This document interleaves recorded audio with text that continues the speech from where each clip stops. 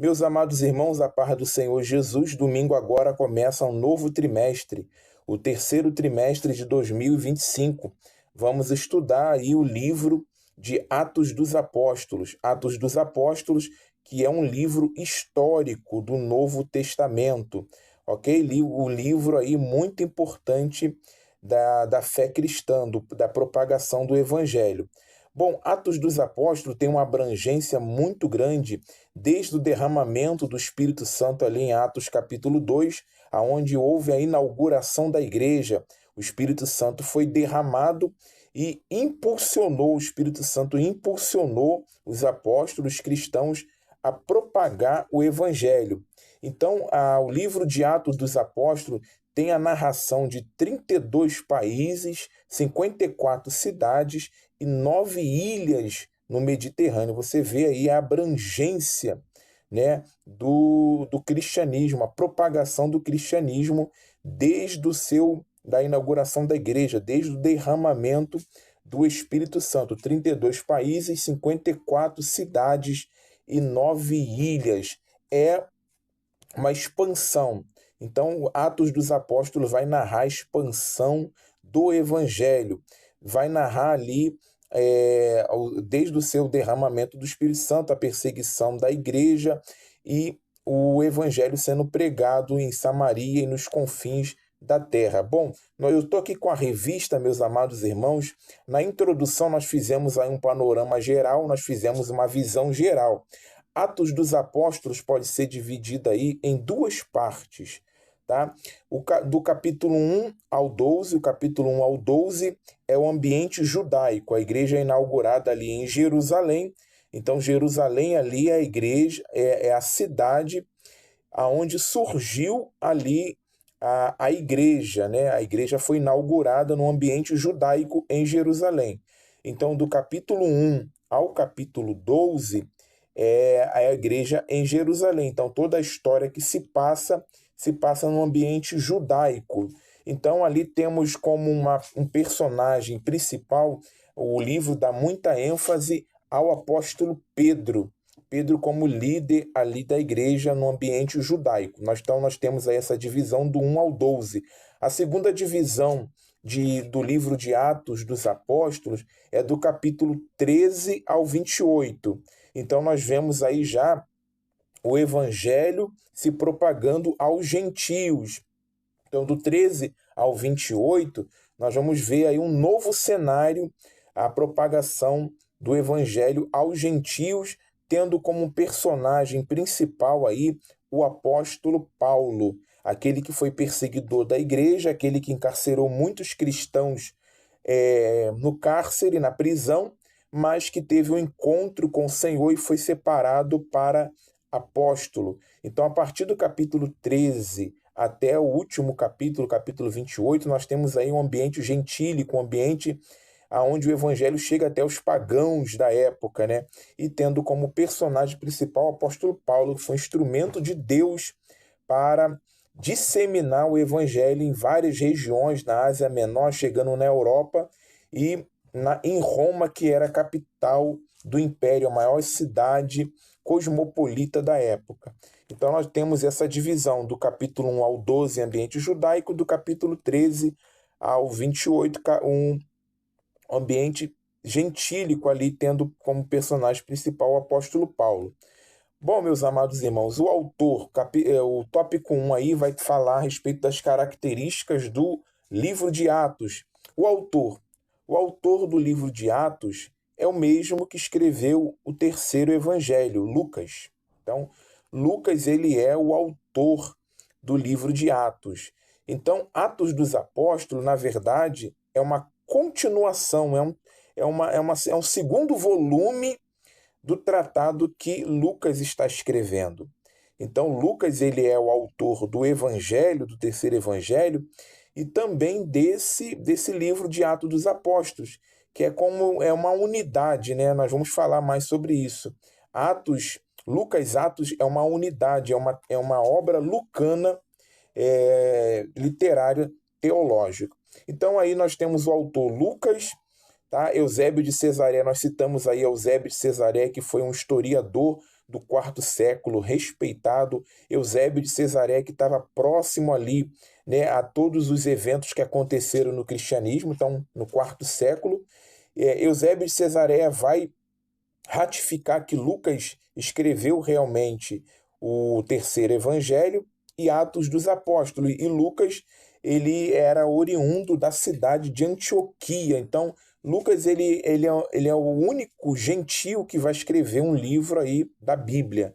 Então, Lucas, ele era gentio, ele não era de origem judaica, mas era um historiador preocupado em relatar os eventos que aconteceram tanto no ministério de Jesus como o crescimento do evangelho, a propagação do evangelho. Então, Eusébio de Cesareia vai relatar que Lucas realmente escreveu o terceiro evangelho e que também escreveu Atos dos Apóstolos. E ele era oriundo da cidade de Antioquia, na Síria, ok?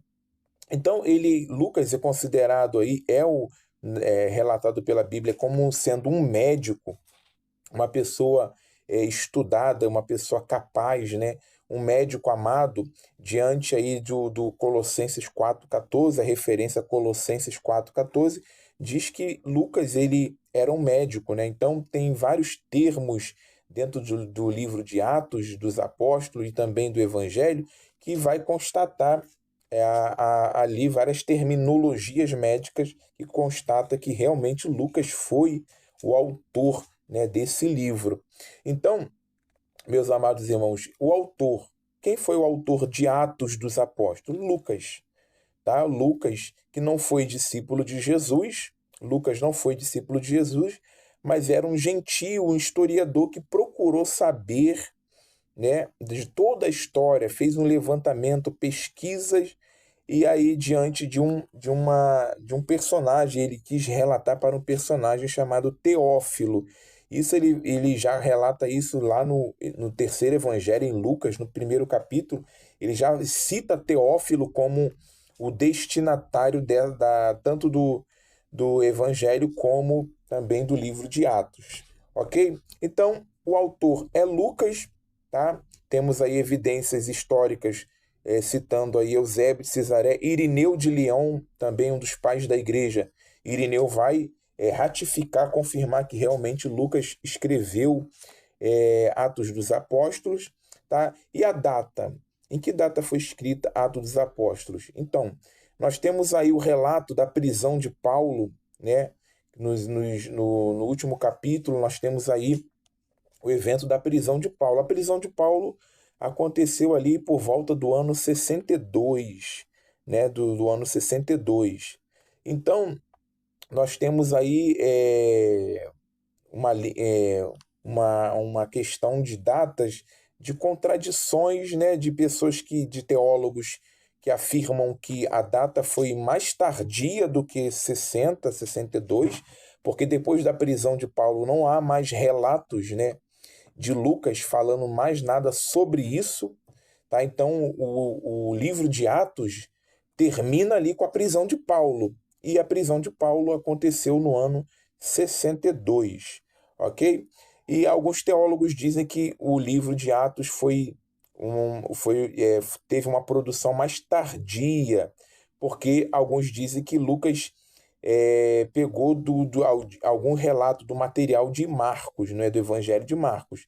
Então, por ele ter pegado, por ele ter utilizado, alguns, né, teólogos afirmam isso, por ele ter utilizado o material de Marcos, que o Evangelho de Marcos foi escrito entre o ano 65 a 70, né, depois de Cristo, então eles afirmam que o livro de Atos foi escrito depois de 70, porque ele se utilizara do material de Marcos, tá? Só que aí algumas narrativas, por exemplo, a morte de Pedro, né, a morte de Paulo, que foi em 67, não tem narração, né, no livro de Atos.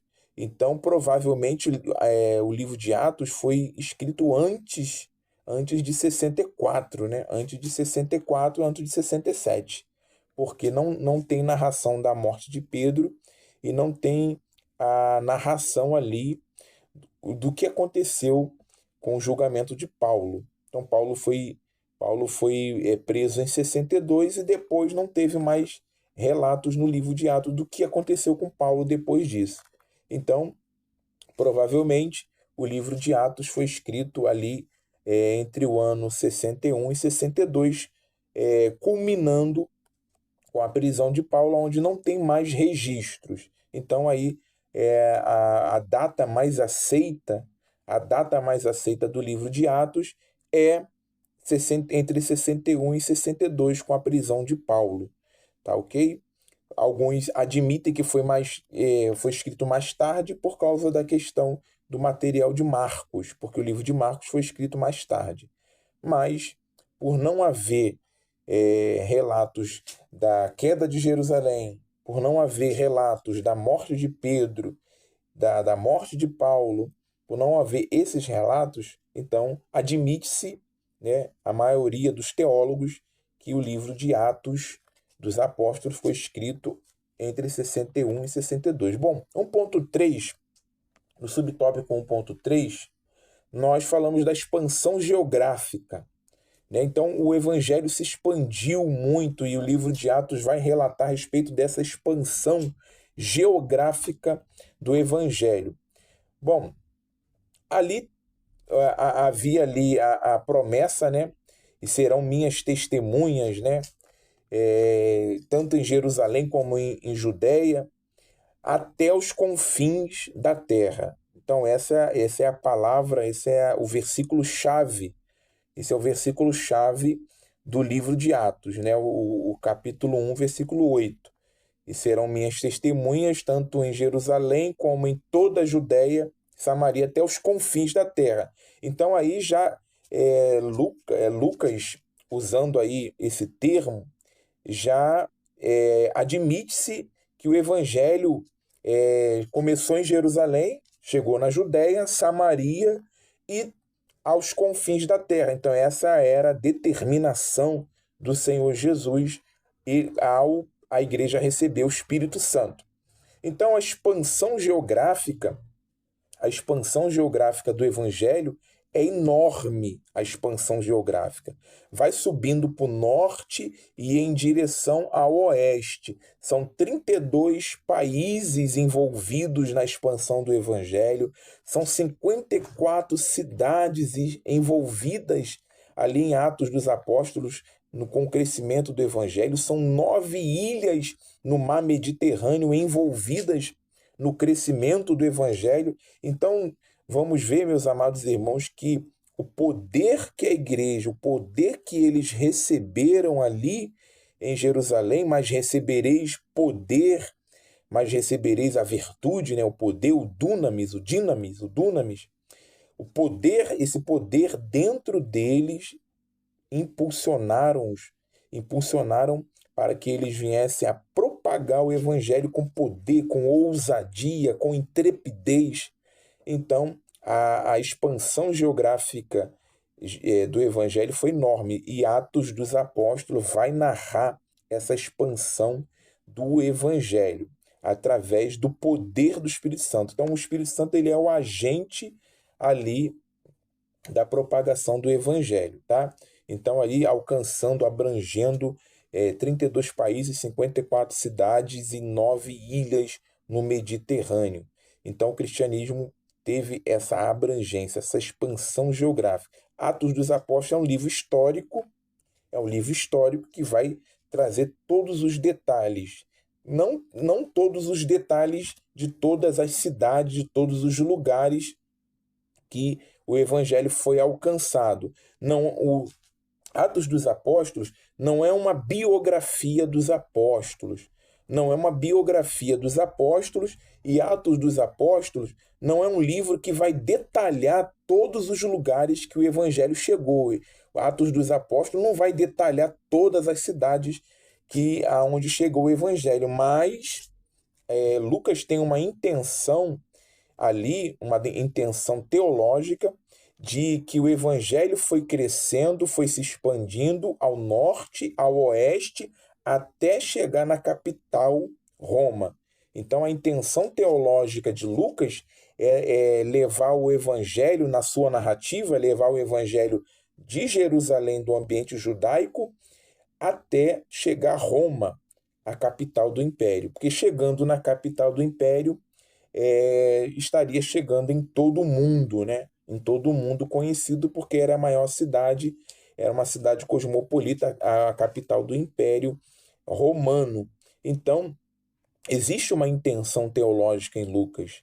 Ele não quer relatar todos os lugares que o evangelho chegou, mas a intenção teológica de Lucas é sempre o evangelho crescendo para o norte e para o oeste até chegar na capital do império, no coração do mundo antigo daquela época, que era Roma. Então, não é o livro de Atos não é uma narração de todas as cidades, todos os detalhes, e não é uma narração da biografia de todos os apóstolos, não.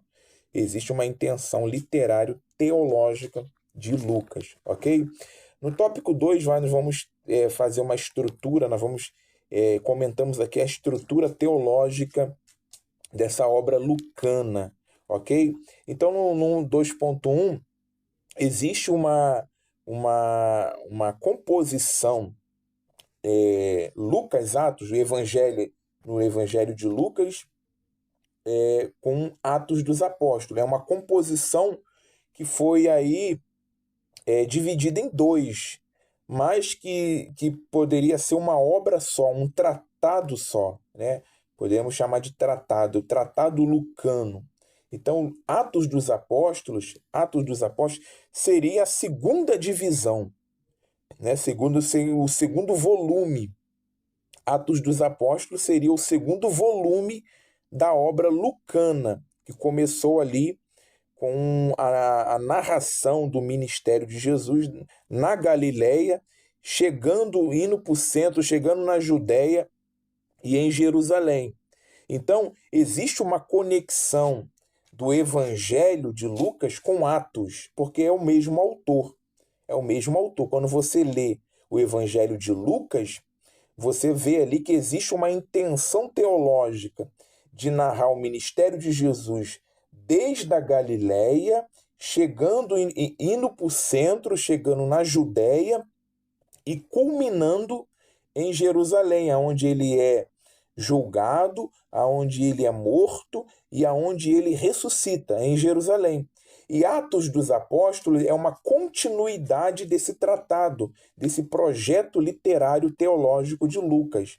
Então, Atos dos Apóstolos, ele vai continuar aquilo que Lucas começou narrando a respeito do ministério de Jesus. Então, no início de Atos, Lucas ainda está falando do Jesus ressurreto, que apareceu para mais de 500 pessoas. Então, em Atos, ali, capítulo 1, Lucas ainda está falando do Jesus das provas incontestáveis, de como ele ascendeu, subiu ao céu. Então, ainda é uma continuidade daquele primeiro tratado que é o Evangelho, ok? Então, nesse 2.1 aí, nós colocamos essa questão aí, que existe um projeto literário teológico, uma intenção de Lucas escrevendo Atos ali, porque seria um segundo volume, né? Uma continuidade da história da salvação, que começou ali na Galileia com Jesus, com o ministério de Jesus, indo para o centro e chegando à Judéia, até culminar em Jerusalém. Em Jerusalém acontece ali o seu julgamento, acontece a crucificação, sua morte e ressurreição. E Atos dos Apóstolos, ele pega essa continuidade, né, do Evangelho, da narrativa do primeiro tratado, que nós temos que tratar o Evangelho de Lucas como o primeiro tratado, e Atos dos Apóstolos como o segundo tratado, o segundo volume. Então, Atos dos Apóstolos é a continuidade do primeiro tratado de Lucas, onde no capítulo 1 ali, no capítulo 1 de Atos, ele continua falando da ressurreição de Jesus. Jesus dando orientações aos apóstolos ali, aos discípulos, né, que o Espírito Santo daria poder a eles. Jesus aparecendo ali, Lucas narrando o aparecimento dele, de Jesus ressuscitado, Jesus ressurreto, para mais de 500 pessoas, ele dando orientações aos discípulos até ascender ao céu. Então, existe uma conexão entre o Evangelho e Atos dos Apóstolos, porque o Evangelho é o primeiro tratado e Atos dos Apóstolos, segundo volume desse tratado. Então, existe essa continuidade de propósito lucana. Então, essa obra lucana dividida em 2 tratados aí, ok? Nós falamos isso dessa estrutura teológica. E tanto o primeiro tratado como o segundo tratado, o destinatário é uma pessoa chamada Teófilo. Então, Lucas ele faz a narrativa do ministério de Jesus no Evangelho, daquilo que ele ensinou, daquilo que ele fez e ensinou, ou ensinou e fez, para Teófilo. Então, aquilo que Lucas narra, a pesquisa dele, a história dele, tudo que ele faz, todo o levantamento que ele faz do ministério de Jesus na Galiléia até chegar em Jerusalém, tem como destinatário Teófilo, assim também como o segundo volume, Atos dos Apóstolos, tem como destinatário Teófilo. Então aí tem essa característica do livro de Atos dos Apóstolos. Bom, em 2.2 aí na nossa revista, qual é o propósito da obra lucana?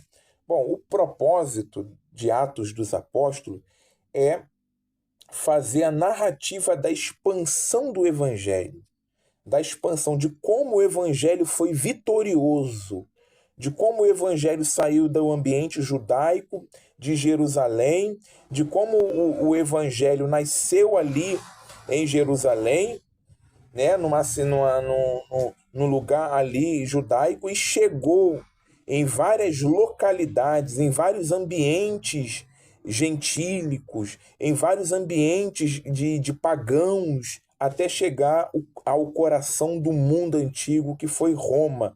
Então, o propósito de Atos dos Apóstolos é fazer essa caminhada de vitória, essa caminhada de expansão do Evangelho de Jerusalém até Roma, passando por várias cidades, 54 cidades, 32 países e 9 ilhas. Então, o propósito de Atos é fazer essa narrativa, né, tendo como epicentro Jerusalém, né,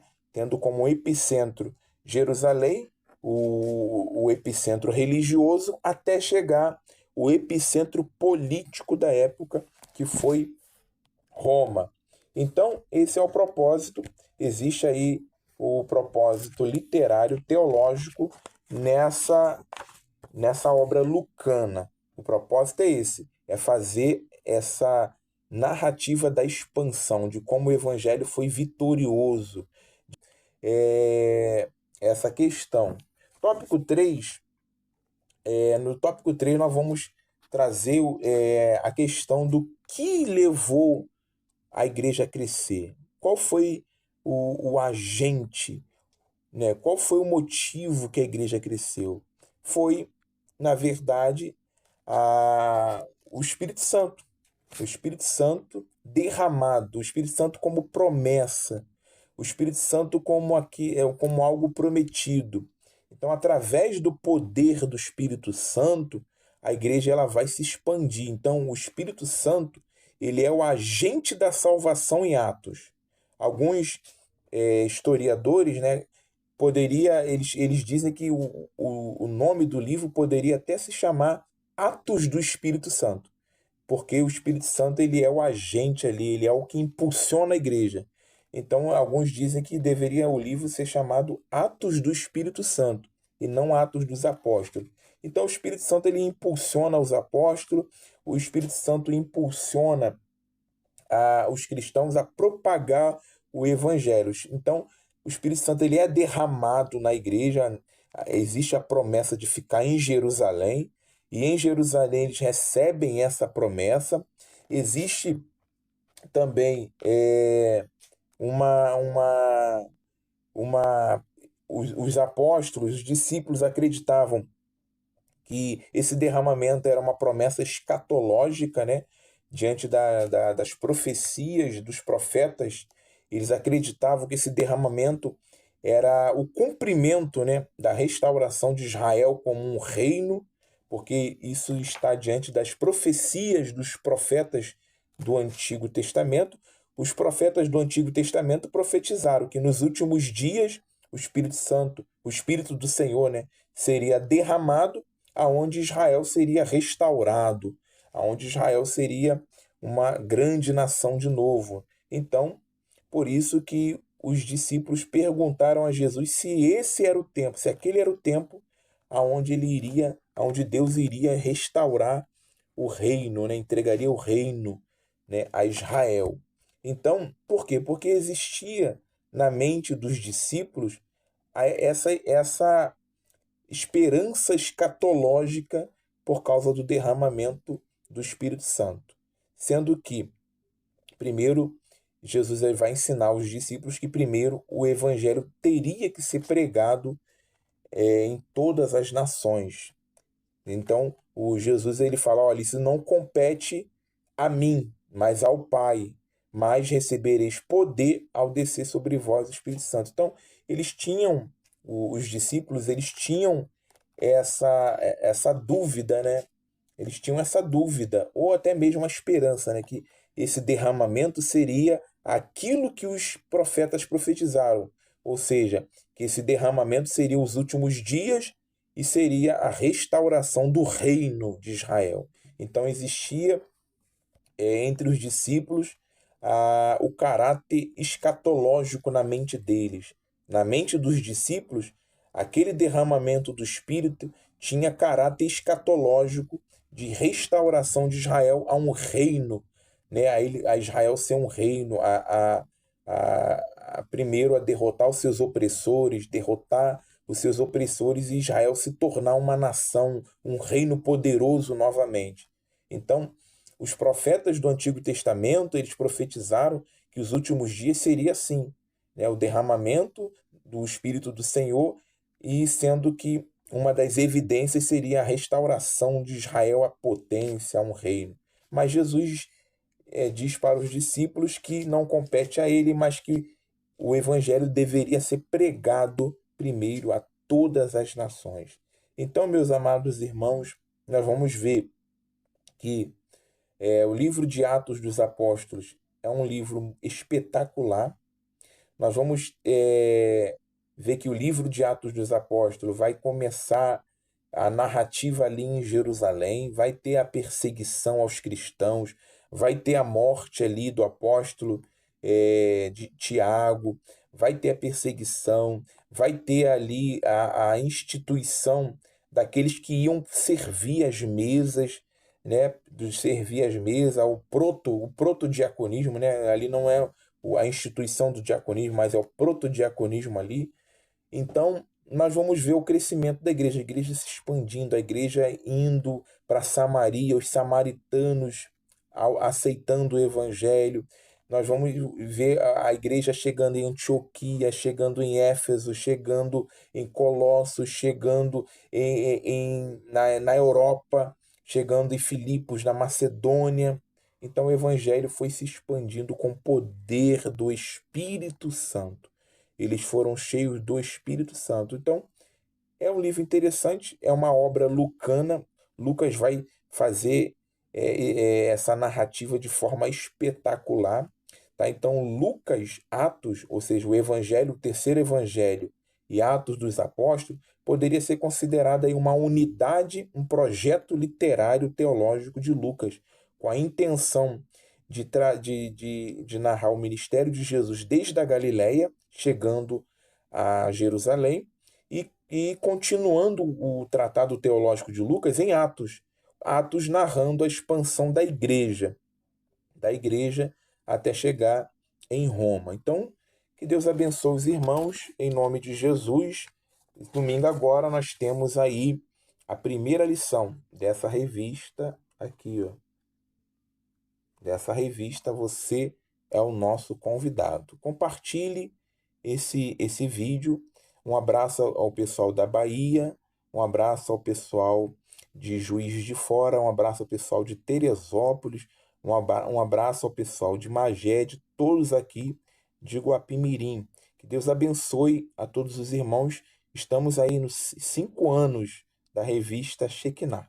Que Deus abençoe todos os irmãos, em nome de Jesus.